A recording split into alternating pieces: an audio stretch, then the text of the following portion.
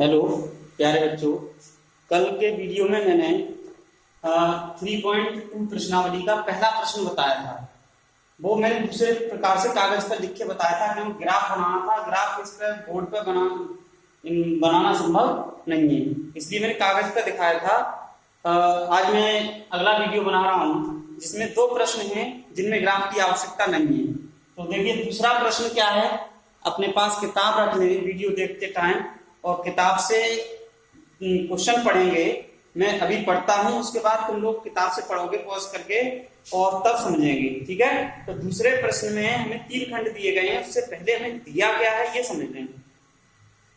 ये दिया अनुपातों A1/A2, B1/B2 और C1/C2 की तुलना कर ज्ञात कीजिए कि निम्न समीकरण युग्म द्वारा निरूपित रेखाएं एक बिंदु पर प्रतिच्छेद करती हैं, समांतर हैं अथवा संपाती हैं। तो हमें इसमें 3 पार्ट दिए गए हैं। इससे पहले मैंने एक वीडियो में तुम लोगों के लिए ये शर्तें बता दी थी। देखो मैं यहाँ पे बता दे रहा हूँ इसमें, ठीक है। यहाँ एक बार लिख दे रहा हूँ जिससे तुम्हें आसानी रहेगी समझने में। देखो रैखिक समीकरण एक क्या होता है? व्यापक रैखिक समीकरण एक, व्यापक रैखिक समीकरण एक। ये व्यापक रैखिक समीकरण लिख रहा हूं मैं। A1x plus B1y plus C1 equal to 0। दूसरा है A2x plus B2y plus C2 बराबर 0। ये दोनों समीकरण दिए गए हैं। ये कब एक दूसरे को, इनके द्वारा जो रेखाएं खींचेंगी, इन द्वारा निरूपित जो रेखाएं हैं वो कब प्रतिच्छेद करेंगी, कब समांतर होंगी और कब संपाती होंगी, इसकी कंडीशन में बता चुका हूं, फिर भी एक बार बता देता हूं। तो देखिए फर्स्ट कंडीशन है समीकरण द्वारा निरूपित रेखाएं। यहां पर लिख देता हूं समीकरण युग्म द्वारा निरूपित रेखाएं, निरूपित रेखाएं। फर्स्ट पॉइंट है परस्पर प्रतिच्छेद करेंगे, परस्पर प्रतिच्छेद करेंगे। इसको मैं एक वीडियो में बता चुका हूं, फिर भी दोबारा बता रहा हूं। कब करेंगी? परस्पर प्रतिच्छेद करेंगी यदि A1/A2 is not equal to B1/B2। ये अगर कंडीशन है तो यानी A1/A2 is not equal to होना चाहिए B1/B2। दूसरी कंडीशन क्या है? परस्पर समांतर होंगी, समांतर होंगी यानी इन दोनों द्वारा जो निरूपित रेखाएं हैं वो परस्पर प्रतिच्छेद कब करेंगी? जब ये कंडीशन होगी। परस्पर समांतर कब होंगी? A1/A2 बराबर B1/B2 is not equal to C1/C2। यानी ये परस्पर समांतर होंगी अगर A1/A2 बराबर B1/B2 हो और किसके, जो C1/C2 के बराबर नहीं है, ठीक है। तीसरी कंडीशन है इसमें, तीसरी कंडीशन क्या है? परस्पर संपाती कब होंगी? परस्पर संपाती होंगी ये संपाती तब होती है जब तीनों ही अनुपात बराबर हो जाते हैं। A1/A2 बराबर B1/B2 बराबर C1/C2। अगर ये तीनों रेशियो बराबर हो जाएंगे तो ये रेखाएं संपाती हो जाएंगी। संपाती का मतलब होता है एक के ऊपर दूसरी रेखा हो जाएगी। तो ये है, मैंने कंडीशन पहले लिख दी है ये, ठीक है। ये कंडीशन मैंने बता दी व्यापक रैखिक समीकरण के लिए कि अब जो प्रश्न है क्योंकि उसमें इसकी डिमांड है, इसलिए मैंने इसको एक बार रिवाइज किया तुम लोगों के लिए कि ये मैंने जो पिछले वीडियो में बताया है क्या याद किया है तुम लोगों ने या नहीं किया है। हम करते क्या है, पढ़ते टाइम हमें करना क्या है, जैसे ये अगर हम याद करेंगे तो हो सकता है भूल जाएं। किसी भी सूत्र को याद करने के बाद या कोई भी कॉन्सेप्ट है हमने याद किया, और याद करने के बाद जब तक हम उसका प्रयोग नहीं करेंगे, यानी क्वेश्चन में प्रयोग नहीं करेंगे, उसका यूज नहीं होगा, तो हमें वो याद नहीं रहेगा। अब हमें जैसे ही प्रश्न आए तो हमें पूरे कॉन्सेप्ट को याद रखने के लिए उस क्वेश्चन के साथ साथ बार बार लिखना चाहिए। तो मैंने ये एक बार लिख दिया है यहाँ पर। अब प्रश्न पढ़ता हूं। तो मैंने प्रश्न पहले ही पढ़ दिया है। अनुपातों a1/a2 कोमा b1/b2 और c1/c2 की तुलना करके ज्ञात कीजिए कि निम्नलिखित समीकरण एवं द्वारा निरूपित रेखाएं एक बिंदु पर प्रतिच्छेद करती हैं, समांतर हैं अथवा संपाती हैं। ये तीन कंडीशंस में हमें समीकरण दिए गए हैं। तो देखो दूसरे का फर्स्ट पार्ट बता रहा हूं मैं पहले। क्या दिया गया है? दिया गया रैखिक समीकरण, दिया गया रैखिक समीकरण युग्म क्या दिया गया है? देखो पहला पार्ट है 5x - 4y + 8 = 0, इक्वेशन फर्स्ट। दूसरा दिया है 7x + 6y - 9 = 0।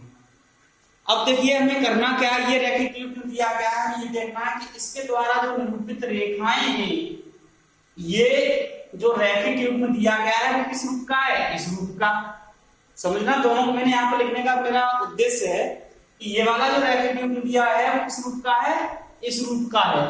अब हमारा उद्देश्य क्या है? इसके द्वारा प्रश्न में जो पूछा गया है कि ये जो रैखिक समीकरण युग्म दिया गया है, इसके द्वारा जो रेखाएं निरूपित होंगी वो परस्पर प्रतिच्छेद करेंगी, यानी एक दूसरे को काटेंगी, या पैरेलल होंगी, या संपाती होंगी, यानी एक जैसी होंगी। चलिए शुरू करते हैं। तो समीकरण, इन दोनों की जो तुलना है वो हमें इन समीकरणों से करनी है, और a1 b1 c1 और a2 b2 c2 का मान ज्ञात करना है। तो मैं यहां पर लिखता हूं, देखिए समीकरण 1 की तुलना किससे कर दें? a1x + b1y + c1 = 0 से, तथा समीकरण 2 की तुलना किससे कर दें? a2x + b2y + c2 = 0 से करने पर। ठीक है, इनसे कंपेयर करेंगे। अब देखो ये समीकरण, इससे इसकी तुलना करनी है। यहाँ x का गुणांक कितना है? a1, यहाँ x का गुणांक कितना है? 5। तो a1 बराबर कितना आया? 5। यहाँ पे y का गुणांक कितना है? b1 है। यहाँ y का गुणांक कितना है? -4। चिन्ह सहित लिखेंगे, ये ध्यान रखें, -4 हो गया। c1 बराबर प्लस का c1 है, प्लस का 8 है, तो c1 बराबर कितना हो गया? 8। ठीक। अब तथा a2, अब दूसरे वाला जो समीकरण है उसकी तुलना दूसरे समीकरण से कर दो। a2 का मान कितना है? x का गुणांक a2 है, यहाँ पे x का गुणांक कितना है? 7। तो a2 बराबर कितना आ गया हमारा? 7। b2 बराबर कितना आ जाएगा? b2 बराबर आ जाएगा 6। b2 बराबर आ गया 6, और c2 बराबर कितना आ जाएगा? यहाँ पर c2 बराबर आ गया -9। ठीक है। अब देखिए जहां क्या है, जहां a1/a2 बराबर कितना आएगा? 5/7, और b1/b2 बराबर कितना आ रहा है? -4/6। हम इसको हल भी कर सकते हैं क्योंकि इन दोनों में कॉमन फैक्टर है। तो इसको हम 2 से काट दें, तो ये 2 दूनी 4 हो जाएगा, 2 दिया 6 हो जाएगा। देखिए ये वाला a1/a2 का मान ये रहा, और b1/b2 का मान ये है। क्या ये दोनों मान बराबर हैं? ये धनात्मक है, ये ऋणात्मक है। वैसे संख्यात्मक में भी बराबर नहीं है, न चिन्ह में बराबर है। तो हम क्या लिखेंगे? जहां a1/a2 is not equal to b1/b2, यानी ये मान इसके बराबर नहीं है, तो ये बराबर नहीं का चिन्ह हो गया। ठीक है, तो हम क्या कह सकते हैं? इतने है, अतः समीकरण युग्म द्वारा निरूपित रेखाएं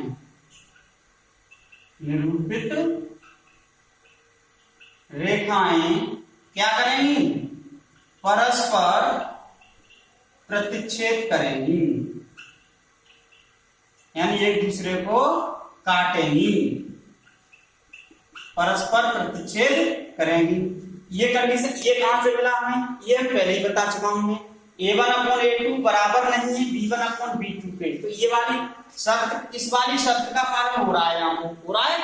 देखो मैंने ये जो बताया है ये याद करने की चीज है तुम्हारी, और इस शर्त का, पहली शर्त का पालन कहां पे हो रहा है? हमारा यहाँ पे हो रहा है। तो जब इस शर्त का पालन हो रहा है तो क्या होगा? परस्पर प्रतिच्छेद परस्पर क्या करेंगी? प्रतिच्छेद करेंगी, एक ये कंडीशन होगी। तो जब ये कंडीशन आ रही है समीकरण द्वारा निरूपित रेखा परस्पर प्रतिच्छेद करेंगी, यानी इनका एक अद्वितीय हल होगा। तो ये हो गया तुम्हारा प्रश्न नंबर 1। तो इसका स्क्रीनशॉट ले लीजिए। पहले प्रश्न का एक पार्ट हो गया, दूसरे प्रश्न का, और आशा करता हूं कि ये समझ में आया होगा आप लोगों को। इसी प्रकार से जो और पार्ट दिए गए हैं हमें, हम उनको हल कर सकते हैं। तो मैं इसको पूरा नहीं साफ कर रहा हूं, देखिए अपने काम की चीज साफ करता हूं केवल। अब ये समीकरण साफ कर देता हूं मैं, क्योंकि समीकरण बदलेंगे दूसरे पार्ट में, ये कुछ नहीं बदलना है हमारा। अब मैं ये वाला पार्ट इतना साफ कर देता हूं, ठीक है? ये वाला पूरा साफ कर देता हूं। तो देखिए क्या दिए गए हैं, दूसरा खंड है। अब इसका पहला खंड बता दिया, दूसरा खंड में क्या है? दूसरे प्रश्न का दूसरा पार्ट है। इसमें क्या दिया गया? दिया गया रैखिक समीकरण लिखता हूं मैं। ये दिया है दूसरे पार्ट में 9x + 3y और +12 बराबर 0। समीकरण 1 हो गया। दूसरा दिया 18x + 6y और +24 बराबर 0। ये दूसरा समीकरण हो गया, ठीक है? ये दो समीकरण में दिए गए। अब क्या करना है? समीकरण 1 की तुलना इससे और दूसरे की तुलना इससे करने पर जब तुलना करेंगे तो क्या हो जाएगा? A1 बराबर कितना है बताओ भाई? यहाँ x का गुणांक कितना? अभी तुलना की थी, x का गुणांक A1 है या x का गुणांक 9 है। A1 B1 बराबर 3 और C1 बराबर है 12। A1 का मान, B1 का मान और C1 का मान। और ये A2 बराबर कितना है? 18, B2 बराबर 6 है और C2 बराबर कितना है? 24 है, ठीक है? अब हमें यहाँ पर मान निकालने हैं। किसका? पहले A1/A2 का मान अलग अलग निकालने हैं तो ज्यादा बेहतर रहेगा। तो देखो A1/A2 बराबर 9/18 है।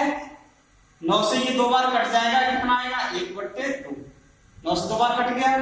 अब B1/B2 बराबर 3/6 आएगा। B1/B2 का मतलब 3/6। 3 से ये भी 2 बार कट रहा है, 1/2 आ गया, ठीक है? और C1/C2 बराबर 12/24 आएगा। तो 12 से 24 2 बार कटेगा, ये भी कितना आ गया? 1/2 आ गया। यानी A1/A2 का मान भी 1/2 है, कॉमा ये कॉमा लगा है। B1/B2 का मान भी 1/2 आया, कॉमा C1/C2 का मान भी 1/2 आया। यानी इन सब के मान कितने आए? 1/2 1/2। तो हम क्या लिख सकते हैं? जहां A1/A2 बराबर आ रहा है B1/B2 बराबर C1/C2 बराबर 1/2। यानी इसका तीनों के मान कितने आ रहे हैं? 1/2। अब इसमें देखना है कौन सी शर्त का पालन हुआ। इधर जो मैंने लिखे हैं इसमें कौन सी शर्त का पालन हो रहा है? देखो A1/A2 बराबर B1/B2 बराबर C1/C2, इस वाली शर्त का पालन हो रहा है। लास्ट में जो लिखी है मैंने, जब इस शर्त का पालन हो रहा है तो रेखाएं कैसी होनी चाहिए? परस्पर संपाती होंगी। अतः हम यहाँ पे क्या लिख सकते हैं? अतः समीकरण युग्म द्वारा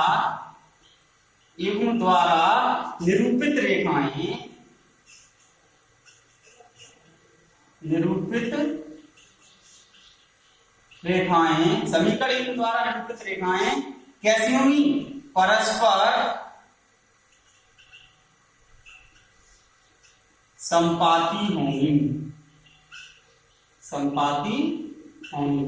एक चीज और बताई थी मैंने, संपाती होती है तो इनके इन अपरिमित रूप से अनेक हल होते हैं, ये ध्यान रखना। इन रेखाओं के अनंत हल होंगे।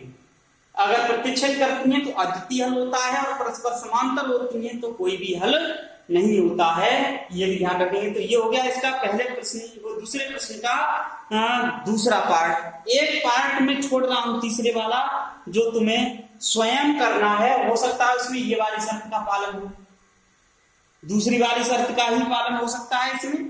तो अगर इस शर्त का पालन हो रहा है तो कैसी होंगी? समांतर होंगी। करना कुछ नहीं है, रेखाएं लिखेंगे, तुलना करेंगे और फिर ऐसे करके मान निकाल लेंगे। ठीक है, ऐसे करके मान निकाल लेंगे तो इन तीनों में से ही एक शर्त का पालन होना है, चाहे वो कोई सी भी शर्त आ जाए। तो जिस शर्त का पालन हो रहा है उसी को हम बता देंगे, जैसे मैंने इन दो में बता दिया है। तो अब अगला प्रश्न मैं बताता हूं। इसके बाद है अगला जो प्रश्न है, प्रश्न नंबर 3। इसमें संगत असंगत पूछा गया है। इसी एक्सरसाइज के की बात चल रही है। प्रश्न नंबर 3 में क्या है?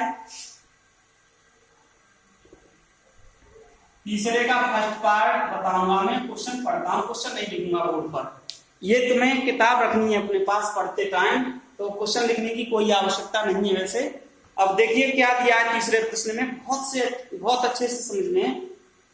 अनुपात दिए गए A1/A2 बराबर B1/B2 बराबर C1/C2 की तुलना कर ज्ञात कीजिए कि निम्न रैखिक समीकरणों के युग्म संगत हैं या असंगत हैं। अब वो बात आती है कि रैखिक समीकरण युग्म संगत कब होता है और असंगत कब होता है। ये मैं पिछले वीडियो में बता चुका हूं। जिन रैखिक समीकरण युग्मों का हम हल ज्ञात कर सकते हैं, चाहे वो अद्वितीय हल हो या अपरिमित रूप से अनेक हल हो, वो सभी रैखिक समीकरण युग्म संगत होते हैं। और जिनका हल ज्ञात नहीं किया जा सकता है वो रैखिक समीकरण युग्म कैसे होते हैं? असंगत होते हैं। अब समझने में यहाँ पे ये जो लिखा हुआ है, इसमें भी एक चीज और बढ़ा रहा हूं। अगर परस्पर प्रतिच्छेद करती हैं तो अद्वितीय हल होता है और रैखिक समीकरण युग्म, इसमें लिखने जाऊंगा यहाँ पर आ नहीं पाएगा।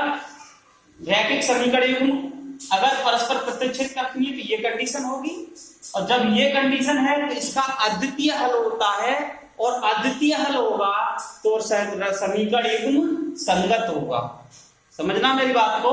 जब ये वाली कंडीशन पैदा हो रही है, परस्पर प्रतिच्छेद कर रही है, तो रैखिक समीकरण युग्म कैसा होगा? संगत होगा, क्योंकि इसका एक अद्वितीय हल होगा। मैं पहले ही बता चुका हूं, जिनके हल प्राप्त होते हैं, सिंपल सी बात याद रखनी छोटी सी, कि जिन रैखिक समीकरणों के हम हल ज्ञात कर सकते हैं तो वो संगत होते हैं। जिनके हल ज्ञात नहीं कर सकते, जिनका कोई हल नहीं होता है, वो असंगत होते हैं।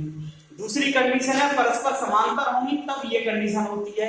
और रेखाएं जब परस्पर समांतर होती हैं तो वो एक दूसरे को कहीं काटेंगी ही नहीं।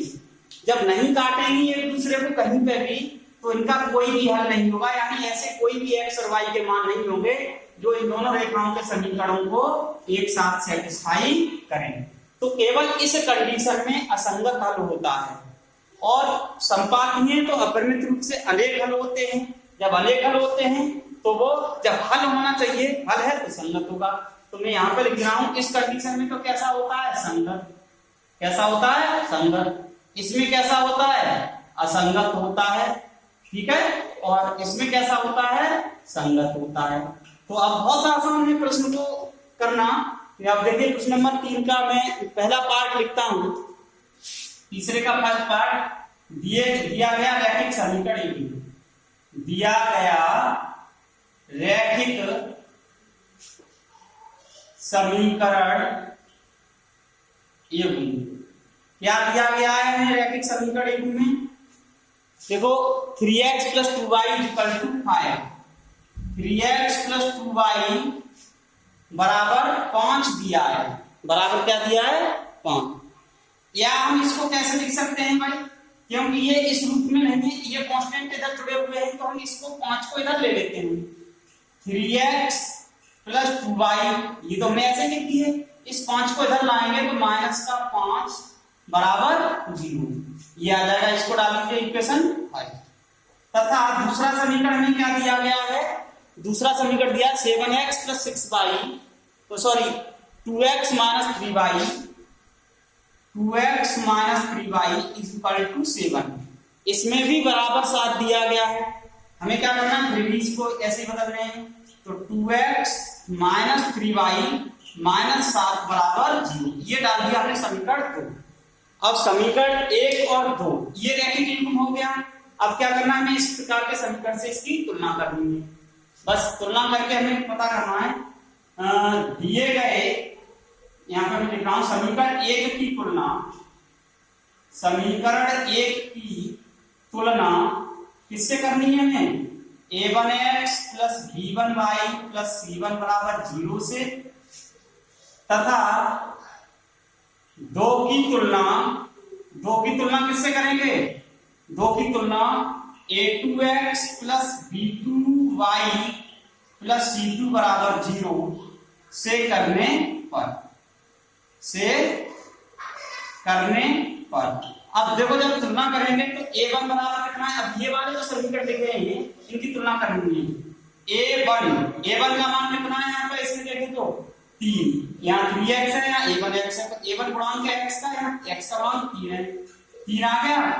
b1 बराबर, यहाँ y का गुणांक कितना, b1 y का गुणांक है, यहाँ y का गुणांक कितना है 2 है, चिन्ह सहित लेंगे, प्लस का अंतर इतना है कि प्लस का चिन्ह होता है तो हम चिन्ह लगाते नहीं, माइनस का होता है तो हम माइनस का चिन्ह लगाते हैं। अब c1 बराबर, यहाँ प्लस c1 है, यहाँ पर माइनस का 5 है तो माइनस 5 आएगा। तथा a2 बराबर कितना है, a2 किसका गुणांक है, x का, यहाँ x का गुणांक कितना है 2। b2 बराबर कितना है, y का गुणांक है -3। c2 बराबर कितना है, यहाँ माइनस के साथ आ रहे हैं, c2 प्लस का है तो -7। अब हमें मान निकालने हैं, देखिए जहां पहले मान निकालो a1 अपॉन a2 बराबर कितना है 3/2 आ गया। b1 बट्टे b2 बराबर 2/-3 आ गया। और c1 अपॉन c2 तीनों के मान निकाल लेते हैं, -5/-7 यानी 5/7। अब देखो पहली वाली शर्त का पालन नहीं हो रहा है, इसमें पहली वाली शर्त का पालन नहीं हो रहा है, तो देखिए जहां क्या लिखेंगे हम, जहां a1 upon a2 is not equal to, ये 3/2 है, ये -2/3 है। अब b1 अपॉन b2, अतः समीकरण युग्म द्वारा जो निरूपित रेखाएं हैं, अतः समीकरण युग्म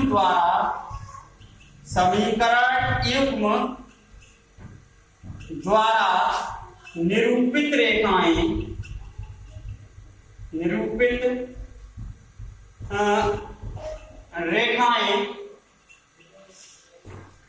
परस्पर प्रतिच्छेद करेंगी,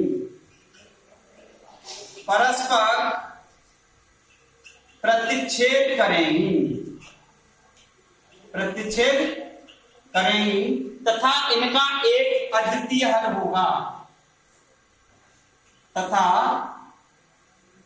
इनका एक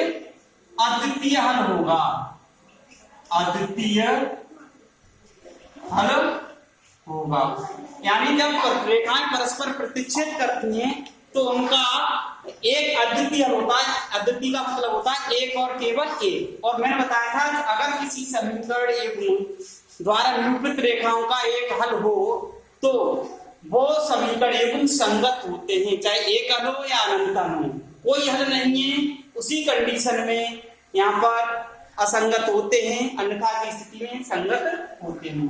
तो इनका एक अद्वितीय हल होगा, अतः समीकरण निकाय कैसा हो जाएगा, संगत है। अतः समीकरण युग्म कैसा है, संगत है। ये चीज मैंने एक प्रश्न में तुम्हें बताने की कोशिश की है।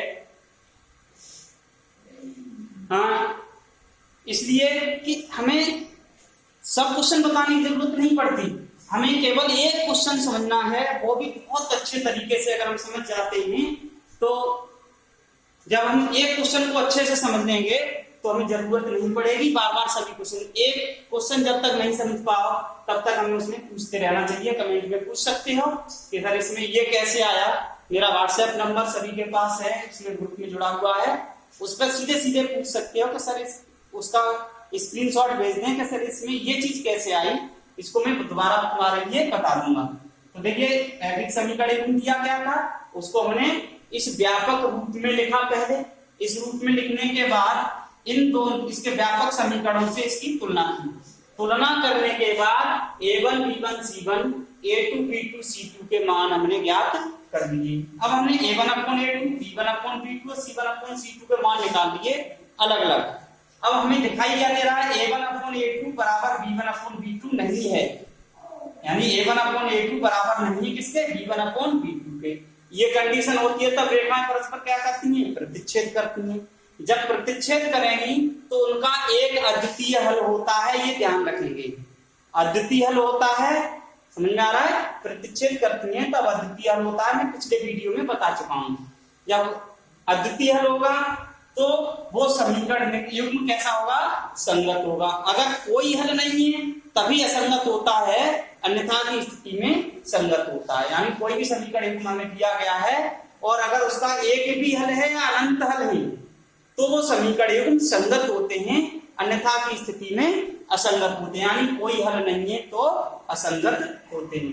तो इसमें इसका एक अद्वितीय हल होगा, और अद्वितीय हल होगा तो अगर समीकरण युग्म कैसा होगा, संगत होगा, यानी समीकरण युग्म संगत है। इसी प्रकार के इस तीसरे प्रश्न में और भी पार्ट हैं, अपने आप कर सकते हो। मैंने पूरी रूपरेखा को मैं बता दी। अगर इस कंडीशन का पालन होता है तो संगत होगा, इसका पालन होता है तो असंगत होगा, और इसका पालन होता है तो संगत होगा। यानी दूसरे और तीसरे क्वेश्चन में ज्यादा अंतर नहीं है, हमें काम यही करना है। अगर इस वाली शब्द का पालन होता है तो इसका अद्वितीय हल होगा, और अद्वितीय हल होगा तो संगत होगा, और परस्पर समांतर होंगी तो ये पालन होगा, और जब इसका पालन होगा तो क्या होगा, इसका कोई भी हल नहीं होगा। समझ में आ रहा है, इसमें अगर इस कंडीशन का पालन होता है तो समीकरण युग्म का कोई भी हल नहीं होगा, और जब कोई हल नहीं होगा तो असंगत होगा। और तीसरी कंडीशन ये आती है, ये इसमें अपरिमित रूप से अनंत हल होते हैं तो संगत होगा। तो आशा करता हूं आप जो चीज में छोड़ रहा हूं, दूसरे क्वेश्चन में एक पार्ट छोड़ दिया है, इसमें मैं 3 पार्ट छोड़ रहा हूं, इनको अपने आप करके देखेंगे और कोशिश करेंगे। जो क्वेश्चन समझ में नहीं आया या जो नहीं कर पा रहे उसको मेरे पास भेज दीजिएगा। वैसे उम्मीद ये है कि सब कुछ मैंने क्लियर किया है तो समझ में आ गया होगा और आसानी से इसको हल कर सकते, इतना कठिन नहीं है। तो आज के लिए इतना ही काफी है, अगले जो क्वेश्चन है वो अगले वीडियो में बता दूंगा।